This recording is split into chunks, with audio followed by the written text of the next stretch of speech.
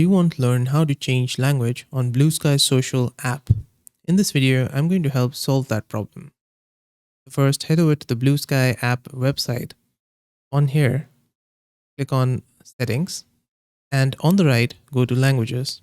Inside this, you'll find App Language, so you can select the app language for all these default text, etc. You can change it to all these languages. Now next to this, we have Primary Language. So select your preferred language for translations in your feed. If you want to convert those English text to another language, you can do that.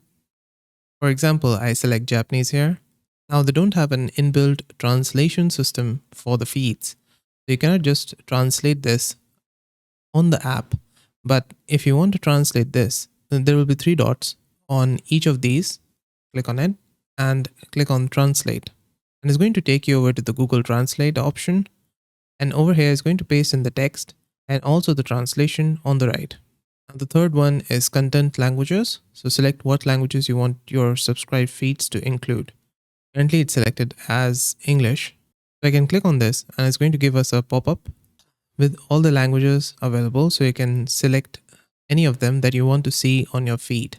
For example, I select this and I unselect English. If I go to home page, on my feed, I'm going to only see the posts which are in Japanese. And it's only going to happen if people create new post and select the post language as Japanese and write something here and post it. You can switch back by going to languages and then selecting English and deselecting the other languages. And that's it. This is how to change language on BlueSky Social. Did this video help solve your problem? Let me know with a like and comment.